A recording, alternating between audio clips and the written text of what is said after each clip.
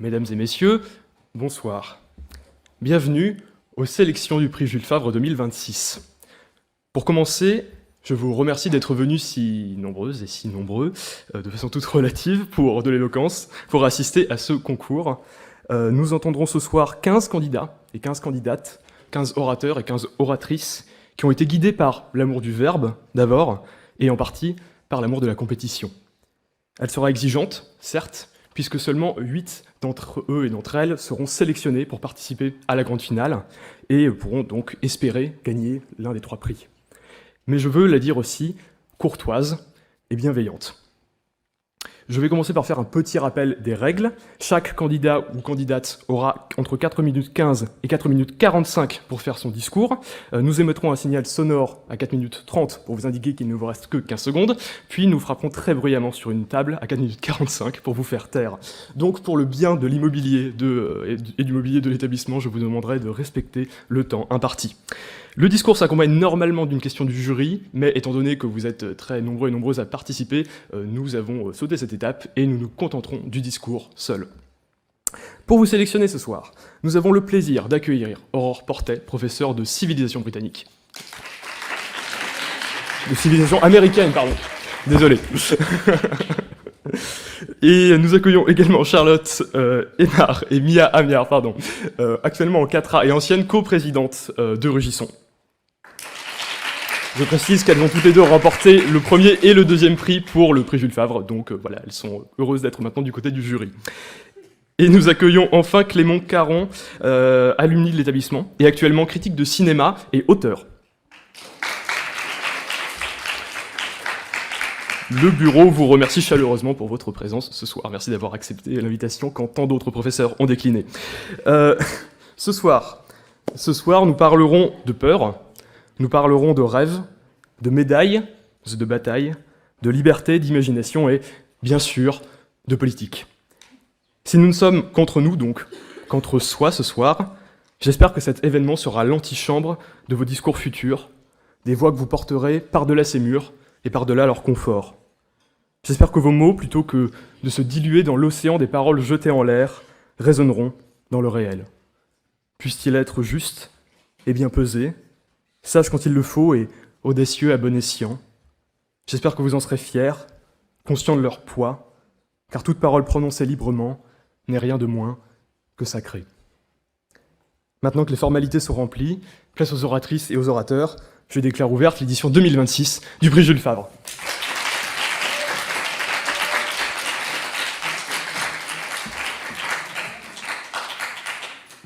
Et pour commencer, nous accueillons Gaïane Morin sur la citation suivante. « Si vos rêves ne font pas peur, c'est qu'ils ne sont pas assez grands. » À la positive.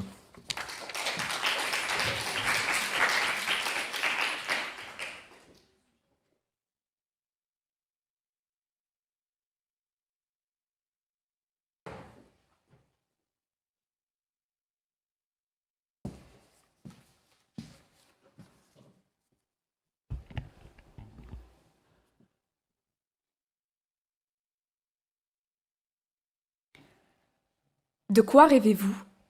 Ne me racontez pas ces songes flous qui s'effacent à l'aube et meurent à l'instant où vos yeux s'ouvrent. Parlez-moi de ceux qui vous tirent du lit, de ceux qui font battre votre cœur avant même la sonnerie.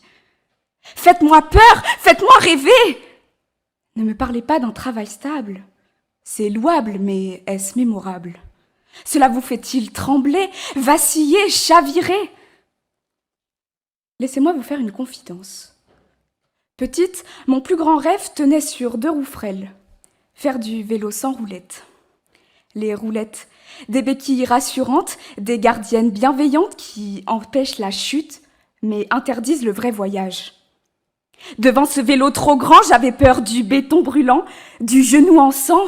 Alors, ne parlons même pas du regard des grands. Puis un jour, les roulettes disparaissent. Le monde devient instable, le guidon tremble, le cœur s'emballe. On avance d'1 mètre, on vacille, et dans ce déséquilibre, quelque chose s'équilibre. Car ce jour-là, sans le savoir, je n'ai pas seulement appris à pédaler, j'ai appris que grandir, c'est accepter de trembler. J'ai compris que l'on ne retire pas les roulettes une seule fois, on les retire à chaque âge et à chaque virage. À l'adolescence, elles deviennent invisibles. Elles s'appellent regard et comparaison. Quand j'ai parlé de prépa, on m'a dit « Ce n'est pas pour toi, tu es trop sensible !» Un instant, j'ai douté. Devais-je réduire mon rêve pour qu'il rentre dans leurs lèvres? Devais-je le rendre raisonnable, présentable, acceptable? J'étais effrayée, ça oui. Mais l'étais-je devant la difficulté apparente ou bien à cause de ces gens aux paroles rabaissantes? Ma peur, leur peur, peu importe. La peur n'est pas un mur mais une mesure, un indicateur précieux et puissant. Plus elle est vive, plus l'enjeu est décisif. Si le rêve ne fait pas trembler le guidon, s'il ne donne pas le vertige à l'horizon, c'est qu'il est trop petit ou peut-être trop poli. Les années passent, on pédale parfois contre le vent, gravissant les côtes lentement. La preuve, j'écris un roman depuis bientôt 3 ans. 3 ans de pages blanches, 3 ans de doutes qui s'épanchent, 3 ans à entendre qu'être écrivain ne paie pas le loyer. Alors il arrive que le plus difficile ne soit pas à écrire, mais continuer quand personne ne croit à la fin. Voilà un rêve qui fait peur, un rêve qui muscle le cœur, car le dépassement de soi n'est pas un exploit d'un soir, mais un effort continu et soutenu. Vient alors l'âge adulte. La route s'élargit, carrière, amour, projet et défis. On ne pédale plus dans l'allée d'une maison, mais sur l'autoroute des décisions. Les roulettes ici s'appellent sécurité, salaire assuré et habitude bien rangée. Comprenez-moi bien, la stabilité n'a rien de malsain. Il ne s'agit pas de foncer sans frein ni confondre courage et dédain. Parce que si la peur peut être stimulante, elle peut tout autant être paralysante. La peur peut élever tout comme elle peut écraser. La différence n'est pas dans la taille du rêve, mais dans l'élan qu'il soulève. Ainsi, certains sont discrets, mais apparaissent comme des sommets. Osez se tenir droite, un soir de mars devant vous, à parler de ce qui nous dépasse. Puis vient l'âge où le temps ralentit. Les cheveux blanchissent au regard des années qui doucement glissent. On regarde en arrière, le cœur apaisé, la longue route que l'on a tracée. Car au soir de la vie, ce ne sont pas les chutes qui nous poursuivent la nuit, mais les routes jamais prises, les rêves qu'on croyait bêtises. Je vous en fais la promesse. La vieille femme souriant au couchant ne sera pas celle qui n'a jamais eu peur. Ce sera celle qui est allée en prépa, celle qui a envoyé son manuscrit, celle qui a osé parler, celle qui a essayé encore et encore. Alors, rêvez grand, pas forcément grand aux yeux du monde, mais grand pour vous. Assez grand pour vous obliger à apprendre, assez grand pour vous sortir du confort, assez grand pour sentir vos tripes vibrer. Ressentez la vie dans chacun de vos pas, comme le vent sur le visage quand on pédale bras en croix. Alors, je vous repose la question. De quoi rêvez-vous? D'un chemin déjà tracé ou d'un horizon encore à inventer? Osez, même si cela vous inquiète, car comme le disait Ellen Johnson Sirleaf, si vos rêves ne vous font pas peur, c'est qu'ils ne sont pas assez grands. Alors, désirez immensément pour qu'au soir de votre vie, vous puissiez sourire et dire « Je n'ai rien regretté, j'ai rêvé grand, j'ai vécu intensément ».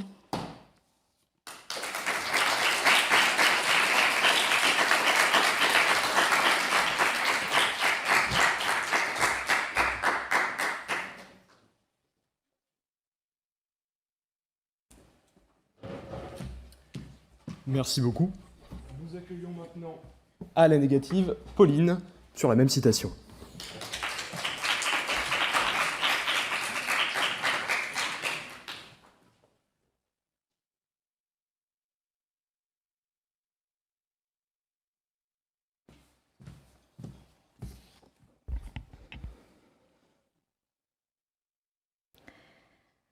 Un homme a marché sur la lune, un autre a volé, retenu dans le vide par la seule force d'un morceau de tissu gonflé par le vent. C'est ça rêver grand. Sentir le tremblement d'une terre qui s'effrite sous tes pas, entendre une foule qui t'attend, sauter dans un vide qui te rattrapera au vol. Quand un rêve est trop grand, 2 possibilités s'ouvrent à toi.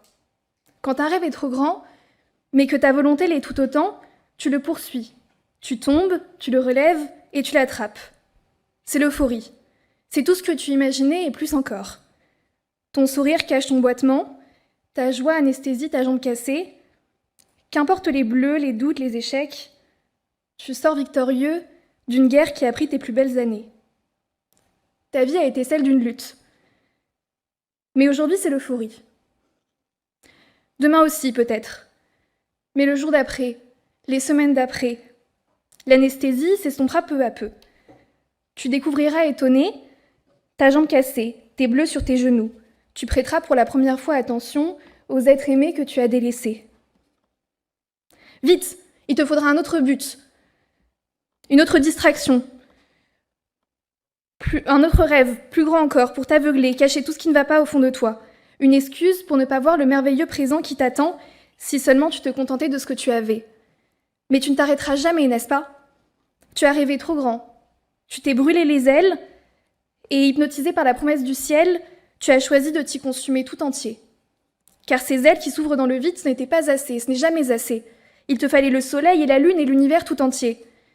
Quand ta rêve est trop grand, qu'il s'ancre dans l'imaginaire plus que dans le réel, il est voué à rester ce qu'il est. C'est beau de rêver grand, de perdre pied, de quitter le réel, le réalisable, l'ordre angoissant du possible. On peut passer une vie à rêver. Ce ne sera pas une vie gâchée, ce sera une vie belle, formidable, extraordinaire, une vie grandiose. Mais un rêve immense et merveilleux reste fatalement petit devant une réalité heureuse, aussi petite soit-elle. Une réalité de peu mais d'heureux. D'heureux amis, d'heureuses discussions, d'heureux souvenirs.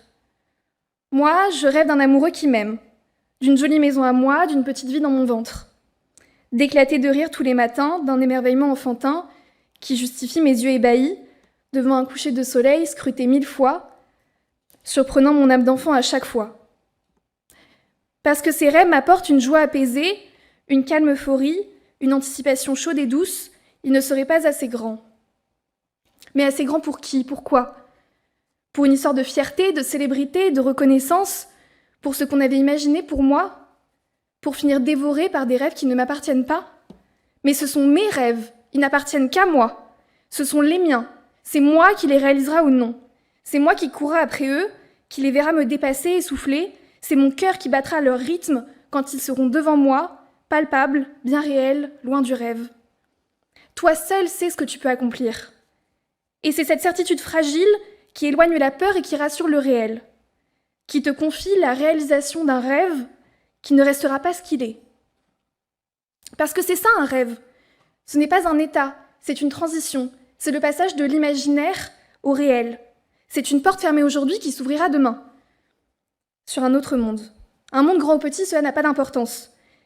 Mais si mon rêve me terrifie, s'il ne pointe du doigt que mes incapacités, mon inaction, ma flemme, ma petitesse face à leur immensité, s'il m'engloutit, me noie, m'étouffe, m'écrase par leur poids, s'il me court après, me hante, qui ne m'apporte que anxiété, angoisse et insomnie, je n'en veux pas.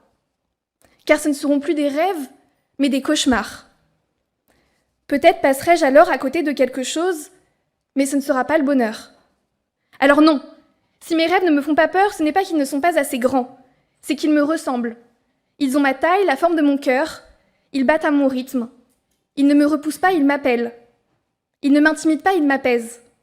Je n'ai pas besoin de trembler pour exister. Je n'ai pas besoin d'être grande pour être entière. Et si mes rêves ne me font pas peur, c'est peut-être qu'ils ne cherchent pas le vertige, la hauteur, la grandeur. Ils cherchent simplement mon bonheur.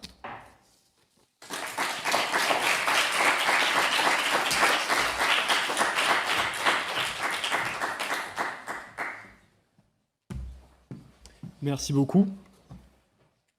Nous accueillons maintenant Timéo Romangue sur les citations suivantes. Je sais bien ce que je fuis, mais non pas ce que je cherche, de Michel de Montaigne.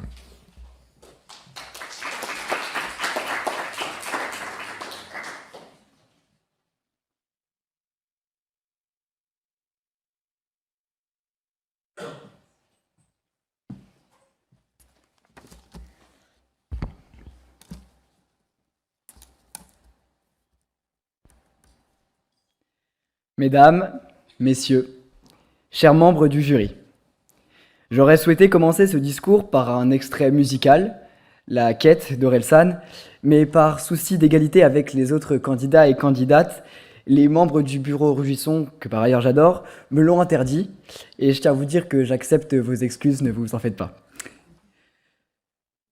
Soit dit en passant, cet album Civilisation, je vous invite à aller l'écouter si ce n'est pas déjà le cas, pour vous qui dans cette salle avez le goût des mots. Mais ce choix n'est pas anodin. Je vois en Orelsan l'incarnation contemporaine de Michel de Montaigne. Je vois dans le refrain de la quête la réinterprétation de la citation de Montaigne, et dans son album Civilisation, la réécriture des essais. Car oui, je sais bien ce que je fuis, mais non pas ce que je cherche. Il est important de remettre ce bout de phrase dans son contexte. Mesdames, messieurs, laissez-moi vous lire la phrase dans son ensemble. Je cite. « Je réponds ordinairement à ceux qui me demandent raison de mes voyages, que je sais bien ce que je fuis, mais non pas ce que je cherche. Autrement dit, ce qui compte, ce n'est pas l'arrivée, c'est la quête. Si vous deviez choisir un super pouvoir, n'importe lequel, voler, devenir invisible, arrêter le temps, quoi qu'il en soit, il en est un que je refuse. Se téléporter. La téléportation supprime le voyage. Mais qu'on arrête de me dire d'être sage. Moi, je veux vivre la tête dans les nuages, me satisfaire de mes mirages. Alors voyageons ensemble, messieurs, dames. Car voyager, c'est fuir le confort, fuir le quotidien, vers l'inconnu, vers l'infini et l'au-delà.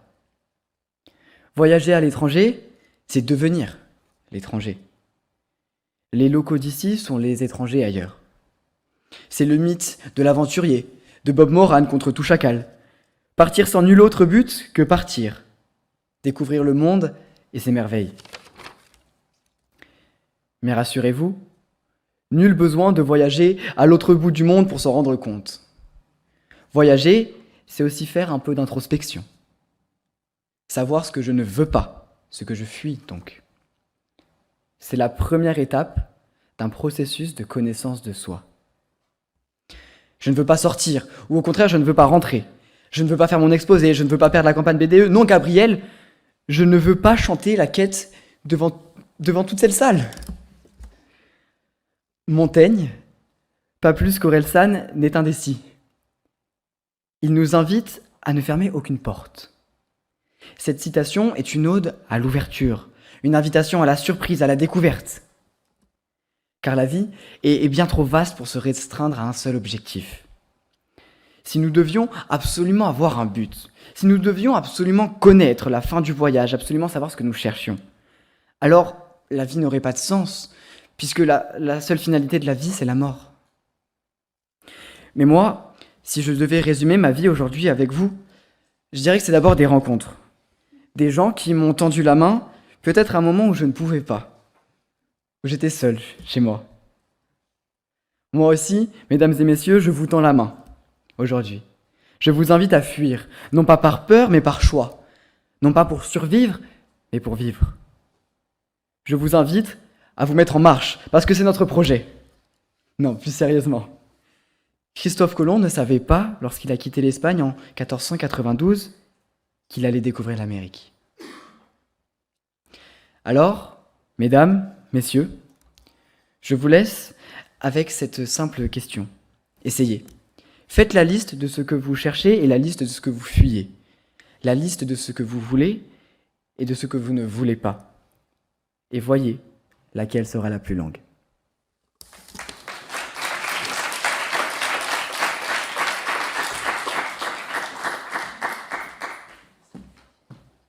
Merci Timéo. Nous accueillons maintenant à la négative sur la même citation, Mathieu.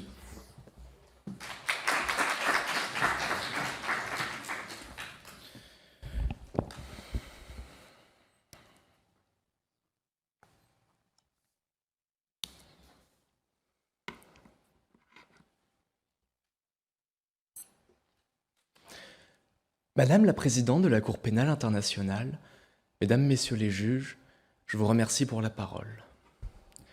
J'ai résolu de présenter devant cette cour ma défense moi-même pour les crimes dont je suis accusé, commis durant mon mandat de Premier ministre de l'État d'Israël.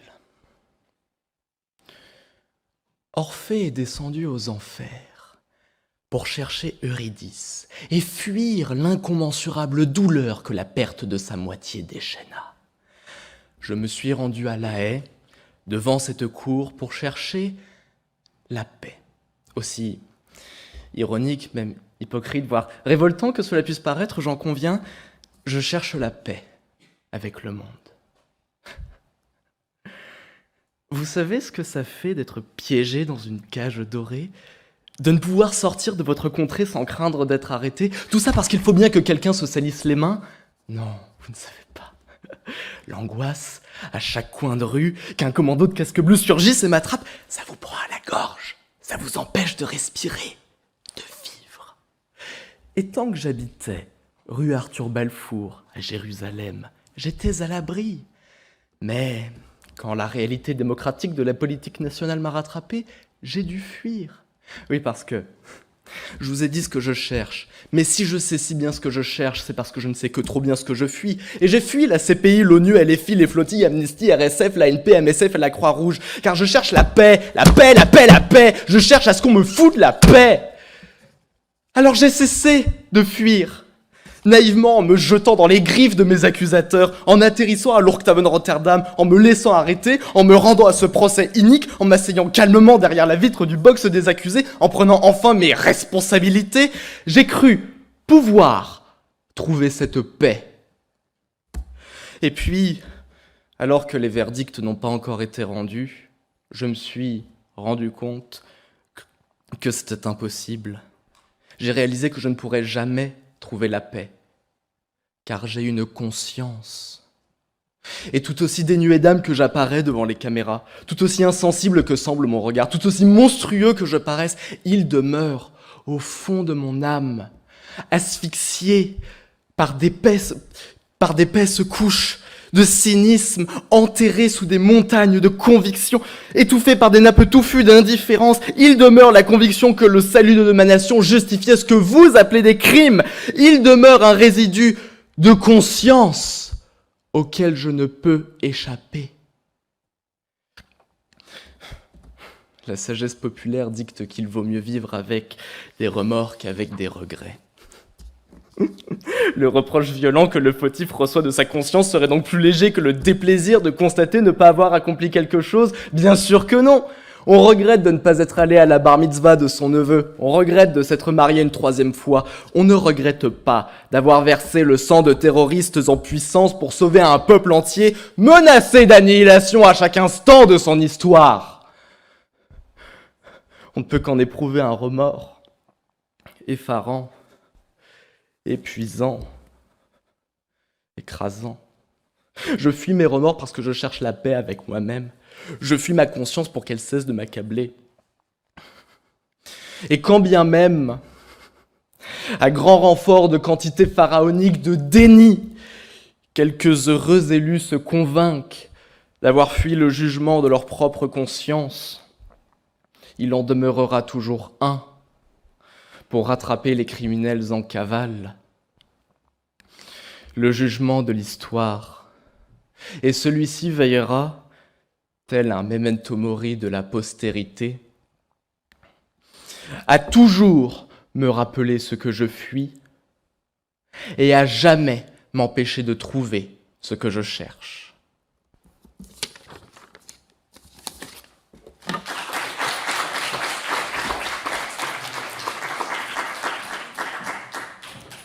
Merci beaucoup Mathieu.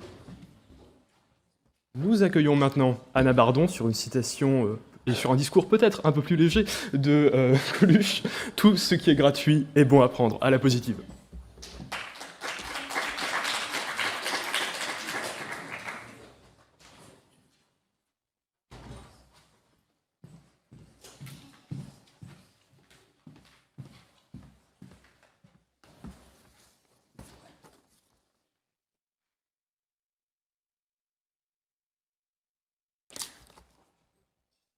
On remarque toujours les gens qui ont besoin de parler à quelqu'un. Au parc, ce matin, il y avait une vieille, le dos voûté sous le poids des années, la langue bien pendue par ses pensées, saisissant tout sujet pour divaguer. Elle s'est penchée vers le jeune d'à côté sur le banc, lui a parlé du beau temps, du printemps, et puis les jeunes d'aujourd'hui. Ah, ça bavarde pas, les jeunes d'aujourd'hui. c'en est désolant. Il l'écoute en silence. Dans quelques minutes, il devra se lever pour gagner sa vie. Et quelle vie! Il n'a plus une minute à lui consacrer. Il dépense son temps pour la garder, alors s'en occuper. Et la vieille continue. De mon temps, on le prenait, le temps. Ça ne coûtait pas autant. Et elle râle, et elle râle. Et heureusement que ça ne coûte rien de râler. Il manquerait plus que ces rapaces dans les ministères obligent les rats à se taire. Je vous jure, ils boufferaient jusqu'à nos carcasses. Et c'est presque impressionnant qu'elle connaisse autant de noms d'oiseaux. Elle a le temps de les regarder, elle, au moins. Elle se plaint des gens qui ne jettent plus un œil au ciel. Selon elle, ça ne coûte rien de tourner la tête vers les nuages, voir s'ils sont toujours là, ou baisser les yeux vers les étendues d'eau en bas qui reflètent notre monde. Mais il n'est plus à nous, ce monde. Syntex voulait qu'on cesse d'acheter les étoiles. Il a oublié que la terre était déjà mise aux enchères. La mer et les cieux sont gâchés de déchets onéreux. Le reste a disparu, les jardins sont nus, les insectes ont fui, les animaux les ont suivis. Les seuls envols que l'on peut voir, ce sont ceux des prix. La saison des amours n'a jamais été aussi muette. Faudra bien un jour qu'on se demande où elles sont passées, les bêtes. Quelqu'un nous répondra qu'elles sont là, dans nos têtes. Et qu'est-ce qu'on est bête à croire que c'est bon d'échanger sa vie contre du métal. Alors, tout ce qui est gratuit, il faut le prendre, qu'elle lui dit. Heureusement que certains restent polis, manquerait plus qu'à avoir à payer les merci. Que nous resterait-il? Ils sont rares, ceux qui s'assoient sur un banc, 5 minutes avec moi, à regarder les gens tant qu'il y en a. Je vais vous dire, moi, jeune homme, le temps n'a de valeur que celle qu'on souhaite lui donner. Il est bon d'en prendre autant qu'on l'en souhaite. Cette course effrénée aux chiffres nous a fait oublier l'essentiel. On ne voit bien qu'avec le cœur, alors il faut le laisser souffler, s'arrêter au bord du chemin, admirer la rose, apprivoiser le renard. Les liens n'ont pas de prix. Le jeune homme ne répond pas. Il court toujours, lui. Il est bien obligé.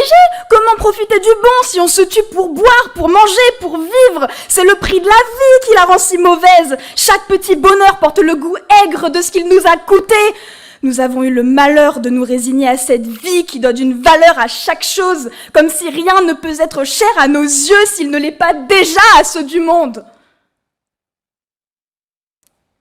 Mais alors, tout ce qui est gratuit est bon à prendre, puisque pour une fois, c'est nous qui en décidons la valeur. Cela dit, quoi qu'affirme la vieille, pour le jeune, le temps c'est de l'argent, et il n'a ni l'un ni l'autre. Alors il n'en fait pas des caisses, il acquiesce, il fait preuve de politesse et il se remet à courir. Elle soupire. Il n'est pas grand.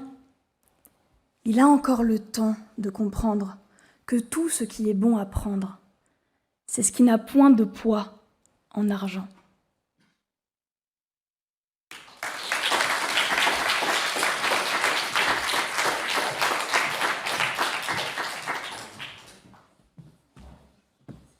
Merci beaucoup Anna. Nous accueillons maintenant Com à la négative sur la même citation.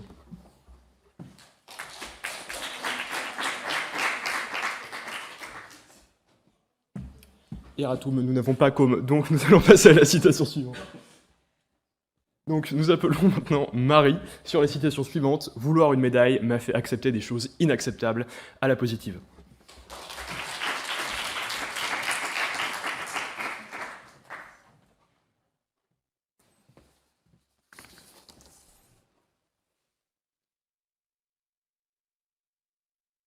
Huit, 9, 6, on mélange et hop, 23. En voilà une délégation bien métallique. C'est bien l'une des rares fois où l'on souhaite repartir plus lourd qu'à notre arrivée, ces Jeux Olympiques.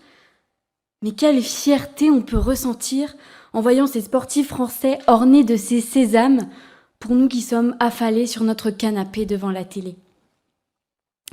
Je dois vous l'avouer, j'ai toujours voulu avoir une médaille. J'en rêvais. Vous savez comme c'est beau, comme c'est enivrant ce bijou qui nous rend si importants. Un rond métallique, cuivré, argenté, même s'il est bien plus beau quand il est doré, attaché à un élégant ruban rugueux ou satiné, on n'ose même pas le toucher. C'est sacré. Ce que je voulais, c'était ressentir sur mon cou le poids de ma fierté grâce à cette perfection incarnée. Et le regard des gens qui pensent que je suis spéciale. Ça a commencé au cross de l'école. Bon, mais au vu de ma condition sportive, évidemment, je n'ai pas remporté de médaille. Mais autour de moi, tout le monde en avait eu. Et même une médaille en chocolat m'aurait touchée, mais non. Toujours la même rengaine. L'important, c'est de participer, Marie, c'est pas grave. Mais non, moi je voulais gagner. Je voulais prouver que j'étais importante. Alors en seconde, ça y est, un objectif s'est présenté à moi. Je veux entrer à Sciences Po. Le seul concours que je pourrais peut-être gagner. Mais voilà, vous l'avez peut-être aussi éprouvé, à trop vouloir briller, la victoire en devient un objectif sans fin, pour lequel la lumière de la raison et de la passion cesse de s'allumer. Qui ici ne s'est jamais perdu dans le sentier d'une quête de la victoire, peu importe le résultat attendu? La course à la perfection est épuisante et métamorphosante. On accepte les remarques désobligeantes, on accepte le travail acharné, alors même qu'on n'a plus de passion, on accepte de passer des nuits entières à pleurer parce qu'on pense qu'on est nul, on accepte de mettre tout entière à disposition des jurés notre estime de nous-mêmes, on accepte de devoir se fondre dans un moule. Pour être éloquente, il faut être bien habillée, bien sage, bien polie, bien mielleuse, et surtout pas de blague politique. Il faut être consensuel face à ces hommes qui monopolisent les places des bancs des finales d'éloquence, alors qu'on ne sait pas trop pourquoi.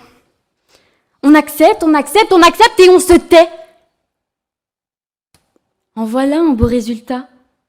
Ni absent, ni présent, on se renie.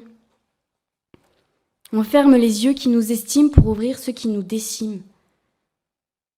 Car pire encore, on accepte que cette course à la médaille nous transforme en un alter ego égoïste qui s'empare de notre empathie pour nous laisser errer comme un zombie. On devient désagréable avec ceux qui nous aiment et veulent simplement nous aider. On reproduit ce qu'on n'aurait jamais dû s'imposer. Et surtout, à quoi bon dépenser toute son énergie à vouloir une simple décoration quand tout autour de nous le monde s'effondre? Ne ressemblons pas à ces chefs de guerre privilégiés qui piétinent les autres pour monter en grade. Parce qu'un jour, on patine et bam, on tombe. Et là, le froid de la glace nous ramène à la réalité. Briller pour exister, ce n'est pas nous aider, c'est en échouant que nous progressons. On nous dit que ça nous élève d'être ambitieux, mais un être détruit, même médaillé, ne sera jamais heureux. Si vous saviez comme je suis la plus heureuse d'avoir d'abord raté ce concours commun des IEP. Alors oui, il est vrai que je meurs d'envie d'y aller à cette finale. Pas pour une médaille, je suis déjà bien assez décorée, j'ai de la chance, même si je l'accepterais volontiers. Mais parce qu'aujourd'hui, je sais enfin pourquoi je suis là. Fini la course à la perfection et à la perpétuelle préparation, je me dévoue maintenant à la seule beauté de cet instant. Réussir à m'accrocher à ce présent en étant là devant vous, c'est bien plus joli qu'une médaille. Oui, c'est ma plus belle victoire dans ce champ de bataille.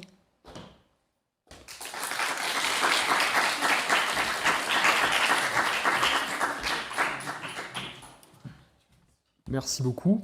Nous accueillons maintenant à la négative sur la même citation, Gabriel.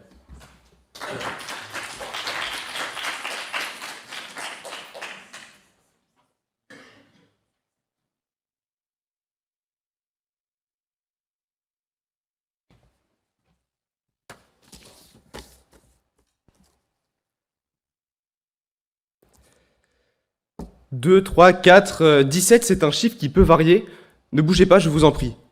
Je compte mes trophées, mes médailles, mes prix, des dizaines et des dizaines amassés dans une vie, des risques que j'ai pris, puis tout ce que j'ai appris, et ça n'a pas de valeur autrement que purement sentimentale. Tant que j'en parle, ne tergiversez pas sur la couleur des breloques, puisque les médailles que je porte sont toujours dorées, vous savez, à force d'être premier. Mes premiers pas, mes premiers mots, mes premiers mètres à vélo, mon premier appart, mon premier discours, mon premier amour. Les médailles s'empilent au fil des années, comme vestiges de fierté qui affaisent mon cou mais apaisent mon ego. Une médaille comme une réussite assourdissante, un accomplissement net et clair dont les reflets nous éclairent et crient au monde « Je l'ai fait ». Dès lors, plus rien ne compte, le cap est franchi. J'aurais beau inaugurer chaque station Vélove, presqu'île et 2 rives inclus, aucun coup de pédale ne me ravira plus que celui où mon père m'a lâché, et pour la première fois pour me ramasser autre part que dans le bac à sable. Vouloir cette médaille m'a fait accepter des choses que je jugeais acceptables, et si un bleu sur la joue me permettait de rester assis quelques tours de roue de plus sur la selle à l'échec suivant, je tendais l'autre volontiers et volontairement. Pourtant, certaines médailles ont des revers qui marquent beaucoup plus durablement, car il existe des médailles inaccessibles. Bien au-delà de la portée d'un enfant, réservées à l'élite aux qualités exponentielles, ces médailles-là brillent si fort qu'elles aveuglent parfois. À trop y laisser traîner votre regard, on peut perdre de vue les tracés semés d'embûches qui vous séparent. Il y a de l'ombre partout où le soleil brille, et le soleil inonde tout particulièrement le mont Olympe, jusqu'à n'y voir que du feu parfois. Les jeux, légendaires, uniques, iconiques, olympiques, le sport dans son essence, juste, intense. Peut-être le seul événement au monde capable de concurrencer la campagne BDS de l'IEP lyonnais. Pourtant, Gabriela Papadakis a traversé cette expérience hors du temps en slalom géant entre la plus belle scène du monde et l'envers de son décor. D'un côté, la gloire, le rêve accompli, les exploits, les médailles, la demi-déesse. De l'autre, le noir, la peur, la pression, les pleurs, la femme. Car certains rêves s'aventurent si loin qu'ils franchissent les frontières des songes et laissent s'immiscer des cauchemars. Ces saloperies qui volent les espoirs des gosses, vous savez ? Ces gosses qui ont un monde à eux sous leurs cheveux, qu'ils sont seuls à comprendre parce qu'ils en sont les rois, où tout semble facile tant que eux ils y croient. On les entend dire dans les cours de récré, dans leurs chambres décorées, que plus tard ils seront astronautes, espions, joueurs de ballon, qu'ils rempliront des stades alors qu'on remplissait leurs biberons il y a quelques saisons. L'enfant rêve, pourtant l'enfant attend. Il parle de quand il sera plus grand, déclarant une confiance naïve et sans prétention pour son évolution, peu importe le temps qu'elle prendra.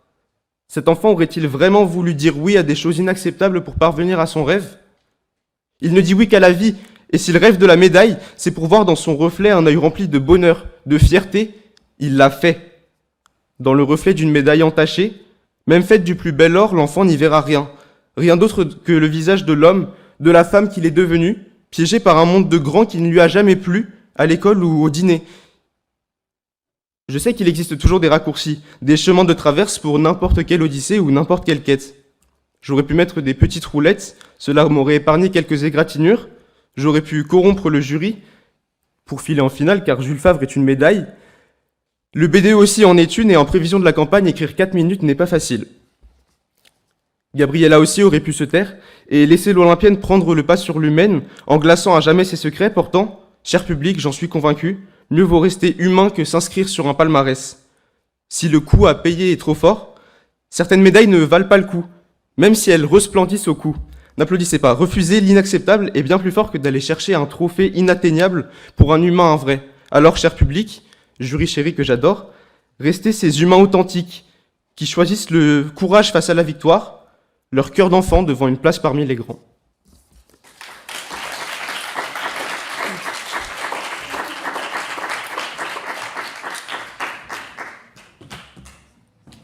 Merci beaucoup Gabriel.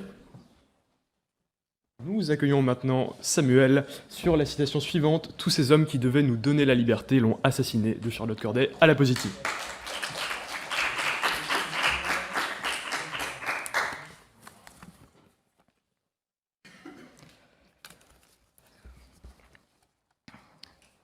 Les projecteurs découpaient la salle en tranches de lumière dorée. Je sentais dans l'air l'odeur particulière des foules entraînées vers un idéal qui les dépasse, l'odeur des gens qui espèrent, l'odeur de l'avenir peut-être, non. Soyons plus précis, je sentais l'odeur de la Révolution.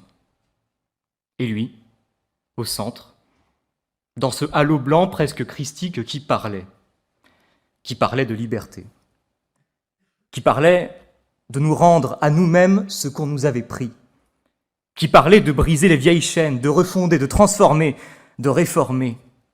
J'avais 16 ans, les larmes aux yeux. C'était beau.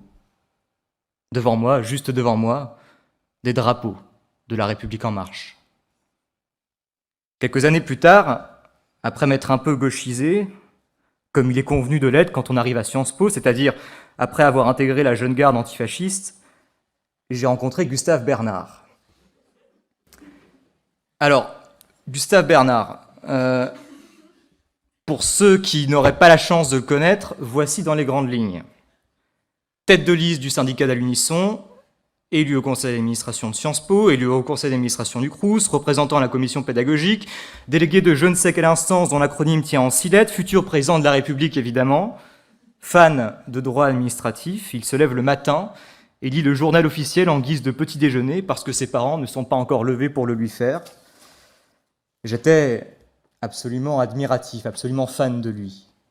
De sa voix grave d'abord, grave qui fait trembler les murs, puis de sa façon de parler, la façon qu'il avait de mettre en perspective le monde, la garantie des libertés fondamentales, l'état de droit, la séparation des pouvoirs. Dans cette chambre d'hôtel, dans la lumière jaune et tiède du couloir qui passait sous la porte, avec sa chemise soigneusement pliée sur la chaise et son torse étonnamment luisant, j'ai cru une seconde que c'était possible. Qu'avec lui, j'allais enfin pouvoir me trouver, m'émanciper, me libérer. Et puis les semaines ont passé, les mois ont passé. Il était trop occupé pour moi, il avait des visios et des débats et des commissions et j'étais seul. Je ne vivais plus. Ou alors, je ne vivais que dans l'attente de ses messages, dans l'attente de ses mails. Mon humeur dépendait directement de lui, j'étais en dépendance affective. J'avais littéralement perdu tout ce qui faisait auparavant de moi un homme libre, un homme autonome. Alors après Emmanuel Macron, Gustave Bernard. Voilà un autre homme que j'avais cru pouvoir me donner la liberté et qu'il avait assassiné. Je vais m'arrêter là. Je pourrais continuer évidemment, énumérer les exemples, je pourrais vous parler de tous ces grands leaders communistes qui ont brandi la liberté comme un étendard avant d'en faire un linceul, des libérateurs qui ont colonisé, mais ce serait trop facile, trop convenu. Ce qui m'intéresse ce soir, c'est la structure du mensonge, car voici ce qu'il faut comprendre. La liberté ne se donne pas, elle n'est pas un cadeau qu'on dépose sous des projecteurs, la liberté n'est pas une promesse qu'on glisse à l'oreille de l'amour de sa vie quand la lumière d'or du matin trouve un chemin entre les plis du rideau. Celui qui vous dit « je vais vous rendre libre » vous dit en réalité « j'ai sur vous un pouvoir que vous ignorez ». Car pour donner la liberté, il faut d'abord la tenir, et celui qui la tient déjà vous l'a prise. La liberté ne vient jamais. La liberté se fait. Elle se fait dans le geste difficile, splendide, de celui qui parfois avec d'autres refuse le traitement qui lui est fait. La liberté se fait dans le non qu'elle oppose, quand tout le monde attend le oui. Elle se fait avec celles et ceux qui se lèvent pour faire de leur colère une révolte, et de leur révolte une existence. Je me révolte donc je suis. La liberté n'a pas de sauveur, elle n'a que des insurgés. Mesdames, messieurs, soyez des insurgés.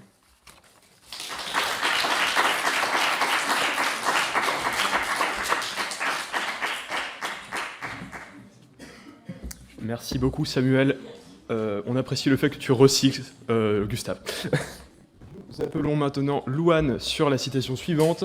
La peur est comme un ennemi que l'on croise sur sa route. Il faut le saluer, puis continuer son chemin à la positive.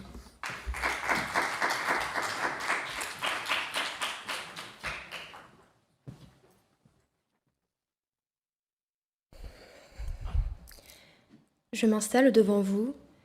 J'ajuste mon micro, je déplie mes feuilles et avant de commencer à parler, faisant fi du traditionnel remerciement de fin, je salue dès maintenant chaleureusement la peur qui s'est insidieusement trouvé une place parmi vous.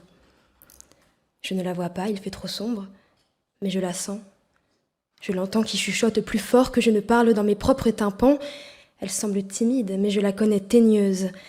Et vexée de ne pas avoir été vue dès le début, elle montera sur scène sans que personne ne l'entende, et sans me laisser terminer, me frappera du poing en plein cœur comme elle en a l'habitude. Alors voilà, bonsoir, je te vois, j'ai peur, mais je continue. La messe est dite, l'incantation prononcée, le sortilège levé. Bonjour, bonsoir, je ne crains plus rien, puisque la peur est comme un ennemi que l'on croise sur sa route et qu'il suffit de le saluer pour continuer son chemin.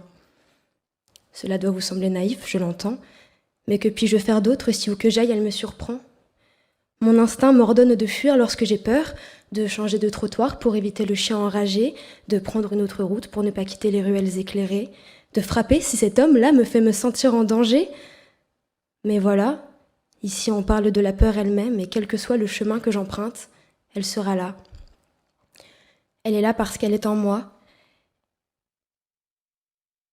Elle est là parce qu'elle est en moi et je la vois là où mon cœur la place, sur ma route, devant mes yeux, assise sous l'arbre devant ma maison, à côté de moi, dans le bus, devant mes yeux.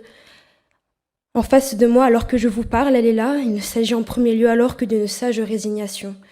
Je ne fuis pas ce qui m'est inhérent car c'est tout bonnement impossible. Elle est en face, je détourne le regard et elle est là, à gauche, à droite, derrière moi, derrière mes paupières même, avec moi sous la couette qui me cache du monstre, mais jamais d'elle. Ce n'est jamais la peur qui m'effraie, mais son objet. Pourquoi alors est-elle l'ennemi ? Tout simplement parce qu'elle nous nuit et qu'on ne fait pas plus simple définition d'un ennemi que l'hostile qui nous bloque le passage, le némésis qu'on veut dissoudre pour avancer.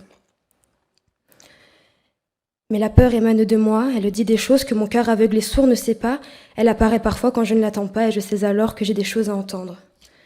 Je sais que j'ai peur du chien enragé car il risque de me mordre, mais pourquoi est-elle assise au premier rang ce soir ? Aurais-je peur de parler devant vous ? Qu'est-ce que je risque, si ce n'est un lancer de légumes oubliés au visage en cas d'une mauvaise prestation ? Pourtant, la peur m'attend parfois sur des chemins bordés de coquelicots et d'oliviers, sereins et sans danger, complètement vides d'obstacles, si ce n'est elle, sur le sol en boule ou debout prête à frapper, qui chuchote, qui crie parfois, qui m'avertit des chiens dont je ne vois même pas la silhouette puisqu'ils n'existent pas. La peur est là sans raison, mais elle me fait croire que j'ai raison de fuir. Je peux rebrousser chemin, rentrer chez moi, me terrer dans mon salon et attendre qu'elle s'en aille. En vain. Elle est à terre, la misérable, et ne saura se relever. Je serai sûre de la retrouver où je l'avais laissée. Je peux passer en me cachant les yeux, en regardant les jolis coquelicots pour ne pas voir ces horribles yeux creux et pleins d'une crainte déraisonnée. Seulement sans faute, ces murmures se mureront en mugissements, en aboiements terribles et coupants qui me suivront aussi loin que j'irai, arracheront les fleurs et feront tomber les arbres sur mon passage, condamneront le chemin. Alors, je pourrais faire demi-tour et lui casser la gueule, la faire taire à coups de pioche pour qu'elle me laisse tranquille. Mais chaque coup porté laissera une plaie dans mon propre corps. Elle et moi ne sommes qu'une, elle vit en moi et c'est moi que je rongerai de l'intérieur en tentant de la réduire au silence. Voilà, il ne me reste que peu d'options. Il est dur de ne pas faire demi-tour, je reste tétanisée, en pleine paralysie, mais si je combats l'atrophie, j'obtiens le savoir comme trophée. J'écoute ces mots pointus, et je sais, après l'avoir écoutée chanter, pourquoi elle a surgi sans un bruit sur une route si paisible. Et si je tends la main vers elle, ce n'est jamais pour la frapper. Si je la bats, c'est un trou pour deux que je devrais creuser. Je tends la main vers elle pour serrer la sienne, non seulement pour lui signifier que je la vois, mais aussi que je l'ai entendue, pour la bercer doucement jusqu'à ce qu'elle s'apaise. Et puis je passe, bien heureuse de ne jamais plus recroiser son horrible visage qui ne me suivra plus. Soulagée d'avoir été écoutée, elle s'est endormie au bord du chemin sur un lit de coquelicots. Moi, j'avance.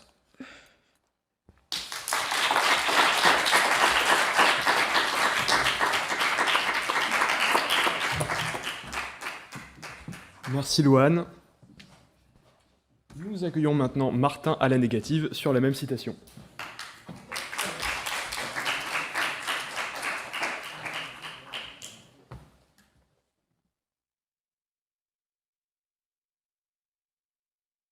L'orateur s'avance Il se tient droit et fier, regarde le public et le jury dans les yeux. Il parle clairement, avec assurance. Rien ne semble pouvoir le perturber, et pourtant, il semble légèrement transpirant. Il est un peu rouge et sa main tremble. Regardez comme elle tremble. Oui, cher public, cher jury, la peur ne m'a pas quitté en montant ces marches. Mais alors de quoi ai-je peur? Eh bien, de vous. J'ai peur de vous parce que même si j'ai préparé mon texte, que j'ai travaillé ma diction, eh bien, je ne maîtrise pas cet environnement. C'est même la première fois que je viens ici, la première fois que je vous vois pour la plupart. C'est en fait la première fois que je vois un concours d'éloquence comme celui-là et la première fois que j'y participe. Alors, que faire? Est-ce que mes mots sont assez drôles? Est-ce qu'il manque d'ironie? Est-ce que je dois avant tout être convaincant ou plutôt être poète? Tant de questions et elles viennent toutes de ma peur. Cette peur qui jamais ne me quitte. Et oui, parfois elle se fait plus discrète quand je suis en confiance avec des gens que je connais, mais aujourd'hui elle est là. Elle est là et elle me le fait sentir. Elle a posé sa main sur mon épaule et elle m'écoute discourir. Alors, que faire? Et surtout, malgré la peur, pourquoi suis-je là? Je suis venu jusqu'à vous, je me suis inscrit, j'ai écrit mon discours et je participe. Alors, elle n'a pas d'influence sur moi, aucune accroche? Eh bien, on peut se demander à quoi sert ce sentiment qui toujours vise à nous laisser dans la sécurité, à nous pousser à ne rien tenter, à nous terrer dans le maîtrisable. Eh bien, cher public, je sais à quoi sert la peur. La peur, c'est notre mesure de l'importance des choses. C'est la peur qui nous dit ce qui compte vraiment de ce qui n'est pas très important. Elle nous prévient des moments ou des choix qui auront des conséquences sur notre vie future. Cela marche pour les conséquences négatives, bien sûr. Elle nous dit comme une question: es-tu sûr de bien vouloir monter dans ce sous-marin fait maison à destination du Titanic? Mais elle est aussi là pour les moments positifs, les opportunités à ne pas manquer. Avant un concours d'éloquence ou un entretien, elle nous demande: as-tu bien mis ta cravate? Est-ce que tu n'as pas d'épi sur tes cheveux? Alors, on voit ici que ce qui compte, ce n'est pas la peur, c'est ce qu'on en fait, c'est ce qu'on décide de faire de ces conseils. On voit qu'il ne faut pas paniquer, il faut simplement prendre la mesure des choses, mais ne pas prendre le contrôle sur sa raison. En fait, il faut écouter sa peur comme on écoute ses parents.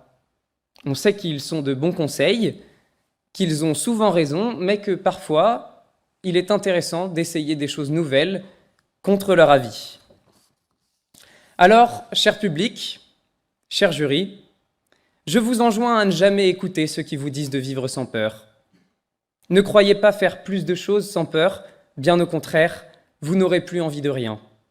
Plus jamais vous ne ressentirez votre cœur battre, comme moi maintenant, quand vous vous dépasserez et vous tenterez de nouvelles choses. Plus jamais vous n'aurez l'envie d'aller plus loin, de découvrir, de vous surpasser, de désobéir, de vous lancer, d'innover, d'inventer, de créer. En une phrase, si vous avez peur, c'est normal. Profitez-en, c'est que vous êtes vivant. Je vous remercie.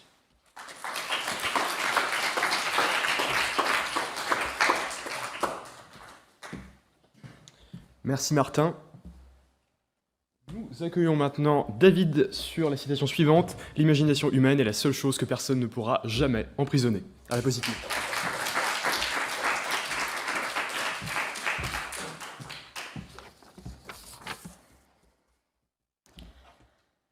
Je vais vous faire une confidence. Je n'ai pas toujours été un enfant très discipliné. J'ai été, comme beaucoup d'autres, un gamin rêveur qui détestait qu'on lui dise non.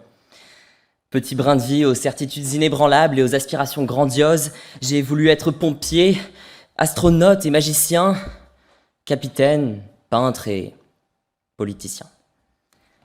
Pensez à ces enfants que vous étiez, Débordant d'imagination, de soif d'aventure, ou bien amoureux de la tranquillité, rappelez-vous leurs espoirs, leurs peurs et leurs joies. Où ont-ils bien pu passer? Quand avez-vous commencé à appeler vos idées folles immaturité? Personne n'a emprisonné votre imagination. En général, on se débrouille très bien tout seul. Les femmes et les hommes sont dotés de ce don merveilleux d'accuser le monde entier pour des choses dont ils sont les uniques artisans. Loin de moi l'idée de vous blâmer, je ne suis malheureusement pas une exception.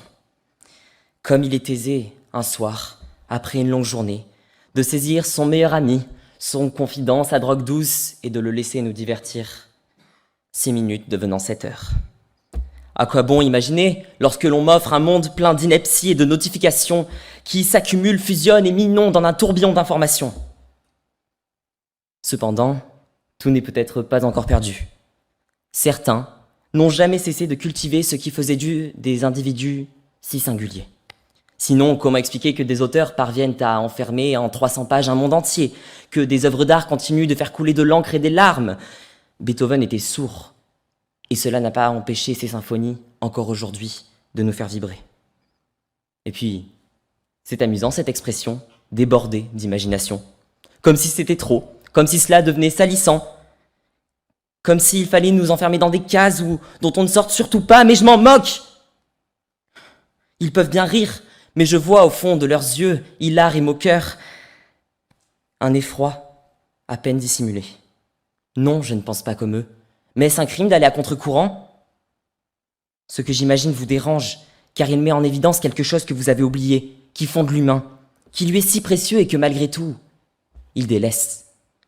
Regardez, dans les rues. Et vous observerez ce qu'on nomme le minimalisme, un style de vie, une esthétique, qui vise à simplifier, unifier, rendre efficace et glacial et impersonnel nos objets du quotidien. Les boulevards haussmanniens ont laissé place à des barres d'immeubles froides et austères. Les décorations d'intérieur sont devenues monochromatiques et même nos vêtements n'arborent plus que du noir et blanc.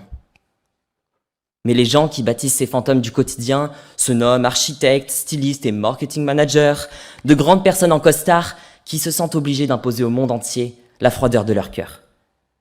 Mais réjouissez-vous, cela ne vous laisse que d'autant plus l'opportunité de vous démarquer. Dans un monde qui fige et uniformise les visages sous des litres de botox et de sourires hypocrites, une moue sincère vaudra bientôt plus que de l'or. Et si, au fond de vous, vous parvenez à vous souvenir « I have a dream », alors peut-être que vous aussi, vous ferez partie de ceux qui, malgré les pressions de ce monde à vous façonner, conserverez ce que personne de lui-même ne pourra jamais vous ôter, votre imagination. Votre enfant intérieur n'est pas parti. Il a simplement couru à l'abri lorsque vous avez commencé à croire aux interdits. Oui, Martin Luther King osait imaginer une société vierge de toute ségrégation. Oui, il rêvait. Et oui, ils l'ont tué. Ils ont immolé son corps, tentant de faire de même avec ses combats. Mais la vérité, c'est qu'ils ont fait rayonner ses idées plus que jamais. Le totalitarisme enferme l'homme dans une prison de fer. La maladie le fait dans une prison de chair. Mais ce que l'on doit craindre par-dessus tout, ce n'est pas ce qui tue les corps, mais la résignation qui tue l'âme, les espoirs et notre capacité à imaginer. Car ce sont les seules choses qui nous survivent et qu'ils ne pourront jamais atteindre. Même si des milliers de personnes que l'on tente quotidiennement de briser pour leurs convictions sont derrière les barreaux, elles trouvent encore la force de tenir bon. La force d'imaginer un futur radieux ou simplement meilleur. À s'en épuiser, non pour elles-mêmes, mais pour ceux qui suivront. Ceux qui naîtront bien après, loin du monde en noir et blanc.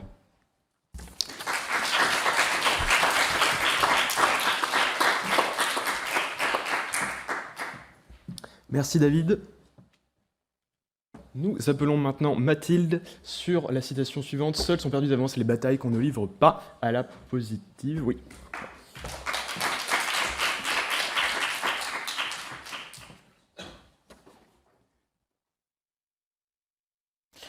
On nous dit souvent que le courage, c'est un truc de héros. De figures historiques, de gens dont les noms remplissent des pages de manuels scolaires. Mais en réalité, le courage est beaucoup moins spectaculaire.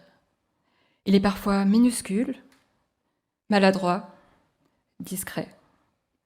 Les vrais héros ne sont pas beaux à regarder. Ils ont les yeux gonflés du lendemain, ils relisent leurs mails 10 fois avant de les envoyer. Ils passent des nuits entières à chercher la faille dans un système qui n'avait pas prévu de les laisser entrer et ils finissent, parfois, par la trouver.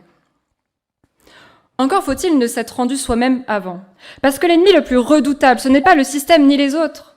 C'est cette petite voix qui arrive la nuit et qui dit « À quoi bon ?» L'homme est condamné à être libre, a dit Sartre. Condamné, pas invité, pas encouragé, condamné. Parce que ne pas choisir, c'est encore choisir. L'inaction n'est pas neutre, c'est un choix déguisé en absence de choix. Il y a cette phrase de mon ex-petite amie le jour où il m'a quittée. Je l'aime, elle, parce qu'elle a des capacités de résilience infinies. Elle. Je me suis levée pendant des semaines avec cette phrase qui vrillait, quelque chose d'électrique, une rage prête à déborder. Et puis j'ai compris, ne pas répondre à cette phrase, c'était déjà lui donner raison. Parce que ne pas livrer la bataille, c'est déjà la perdre. Et que la liberté, aussi inconfortable soit-elle, commence là, dans ce moment où on décide de se choisir soi-même. Ils ne savaient pas que c'était impossible, alors ils l'ont fait. Mes grands-parents ne savaient pas que c'était impossible de fuir une dictature, de tout quitter, de traverser une frontière, de recommencer ailleurs, sans savoir lire la langue. Alors, ils l'ont fait. Dans ma famille, personne ne m'a dit de me battre. On me l'a montré en le faisant. Ma mère a été mise à la porte à 19 ans avec un CAP qu'elle n'avait pas vraiment choisi. À 25 ans, enceinte de moi, elle a repris des études, cours du soir, bac+4. Elle non plus ne savait pas que c'était impossible. Alors, elle l'a fait. Mes parents ne font pas de grands discours, mais sur leur frigo, il y a des maniers de tous les endroits où je suis allée. Londres, Lyon, Cluj-Napoca, en Roumanie, une fierté silencieuse, aimantée, disposée entre la prescription de ma mère et la liste de courses. Et moi, à 25 ans, j'ai repassé mon bac, comme ma mère. J'ai donc 2 bacs, un de plus que vous tous dans la salle, et honnêtement, vous ne savez pas ce que vous ratez. Raté, médecine 2 fois, tenter ma chance en Roumanie, où j'ai d'ailleurs laissé mon premier bac, heureusement que j'en ai passé un autre. Entre-temps, factrice, assistante d'éducation, fille au père, des mondes qui ne se parlent pas, des codes qu'on n'avait pas prévu de m'apprendre. À 27 ans, j'ai déjà l'impression d'avoir vécu plusieurs vies. Ce qui est pratique, ça laisse l'espace d'en rater quelques-unes. Alors j'ai tenté, j'ai préparé seule le concours de Sciences Po, 10% de réussite, et moi j'arrivais avec un bac S et 0 cours de sciences sociales, tête de mule. Et parce qu'on m'a dit de ne pas le faire, alors je l'ai fait. L'échec, la vraie texture de l'échec, ce n'est pas le gouffre, ce n'est pas la chute spectaculaire, c'est le presque. Presque réussi. Chaque presque est un coup de poignard et pourtant, je continue de m'y risquer. Parce que l'alternative, c'est de ne plus essayer. Et ça, je ne sais pas le faire. Mais se choisir soi-même, c'est un début. Certains n'ont pas eu le droit de commencer. Depuis 3 ans, je suis bénévole dans une association de protection de l'enfance. Et ce que j'y vois me confirme une chose. Notre société dit à certains enfants, très tôt, que leur bataille est perdue d'avance. Pas avec des mots, avec des chiffres. En France, les victimes de violences sexuelles dans l'enfance ont 4 fois plus de risques de développer des conduites suicidaires à l'âge adulte. 4 fois. Une fois adultes, ils sont tellement occupés à survivre qu'ils n'ont plus l'énergie de porter leur propre voix. Alors qui la porte ? Un dimanche, ma permanence, le téléphone sonne. Une jeune fille, enfance brisée, violence, foyer. Elle m'explique qu'elle ne compte pas. Qu'elle ne s'en sortira pas. Je tremble, je bouillonne et je tends une perche, puis une autre. 20 perches, 21, le nombre qu'il faudra. On ne sait jamais laquelle sera la bonne. Parce que se battre pour soi, c'est bien. Se battre pour que d'autres aient le droit de se battre, c'est peut-être ça, la vraie bataille. Je m'appelle Mathilde. Ça signifie force et combat en germanique. Je ne sais pas si on m'a choisi ce prénom ou si c'est lui qui m'a choisi. Quoi qu'il en soit, les batailles que j'ai livrées, même celles que j'ai perdues, m'ont construite et m'ont menée ici. Quant à celles que je n'ai pas livrées, elles m'attendent, et me voici.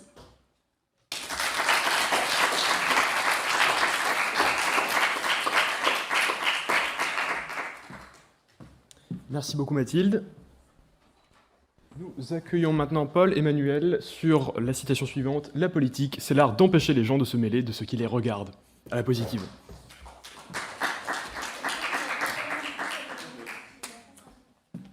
Erratum numéro 2, on n'a pas Paul Emmanuel. Donc, je pense qu'on peut passer aux délibérations. Bon. Dans ce cas, oui, nous allons faire sortir le public. Donc, toutes les personnes qui ne sont pas le jury, vous pouvez sortir au moins dans l'atrium de la salle, dans le hall. Non, on va faire sortir le public. Donc, le public, les candidats sortent, et du coup, le jury peut rester pour délibérer.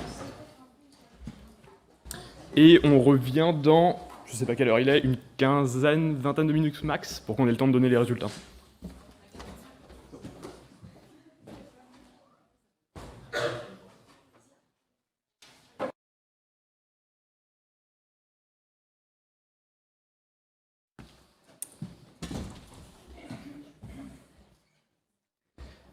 Bien, donc voilà l'heure des résultats. Donc je vais laisser la parole aux membres de notre cher jury pour vous annoncer les vainqueurs de ces sélections, donc les orateurs et les oratrices qui vont participer à la grande finale le 24 mars.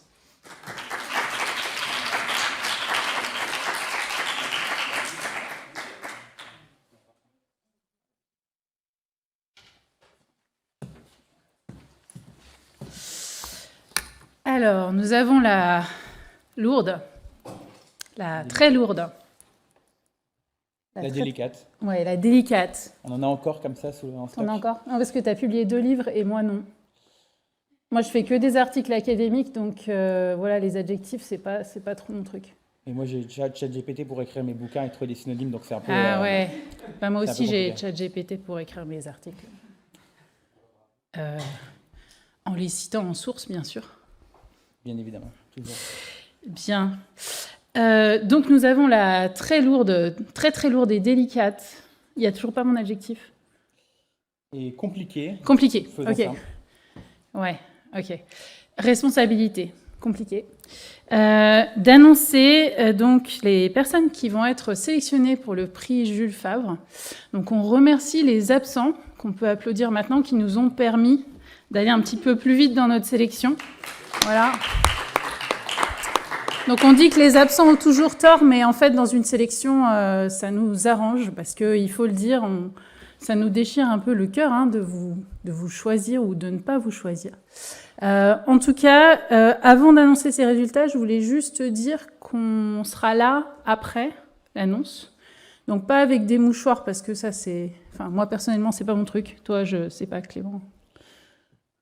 Il y aura des perdants, il y aura des gens qui vont pouvoir faire un autre discours au prix Jules Favre à la finale. C'est dur pour moi de partager le pupitre, tu vois. C'est l'habitude, la déformation professionnelle, mais je te laisse un micro si tu veux. On part dans un sketch totalement improvisé et un peu gênant, forcément, un peu cringe.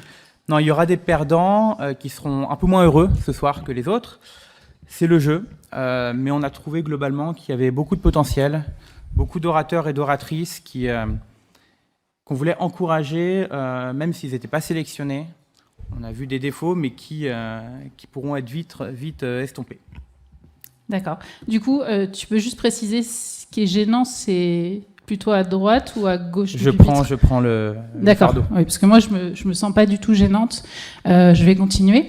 Donc, non, ce que je voulais dire, c'est qu'on sera là aussi pour débriefer, parce que je trouve que le plus intéressant de l'exercice, c'est pas forcément d'être sélectionné, c'est aussi de savoir ce qu'il y a d'intéressant, de moins intéressant, de potentiel à travailler. Donc voilà, on sera là pour en parler après au confessionnal. Ça, c'est une référence gênante de ma génération. Donc, est-ce que vous voulez commencer les annonces? Alors, on va en annoncer 2 par personne. Coucou. Alors,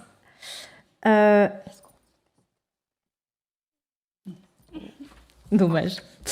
Alors, les premiers sélectionnés ou les premières sélectionnées pour le prix Jules Favre 2026, c'est Martin. Voilà. Ensuite, nous avons Timéo.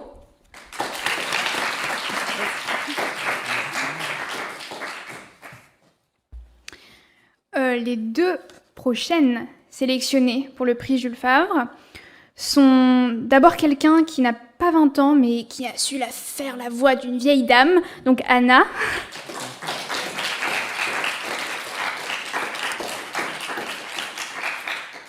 Et ensuite, quelqu'un qui nous a raconté toute une histoire et toute sa vie, et peut-être qu'elle est vraie, peut-être qu'elle est fausse, donc Mathilde ira au prix Jules Favre.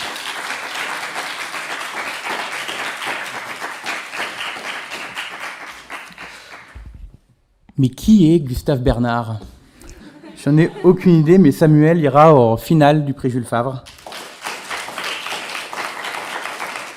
De même que quelqu'un qui a bien su mêler son texte, du fond, et l'éloquence sans être gênante, comme nous l'avons été, surtout toi, mais qui a trouvé un bon rythme et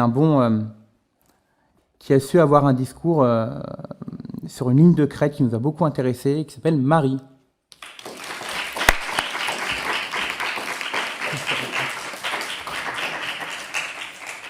Et pour les 2 derniers sélectionnés, un petit drumroll ou c'est gênant? Ok. Alors, il y avait beaucoup d'émotions dans la salle. Je pense que à ce moment-là, elle était à son comble.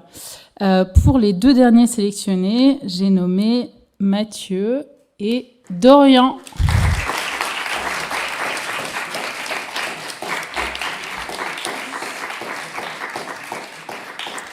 Et merci à tous pour cette très belle soirée d'éloquence. Et à bientôt.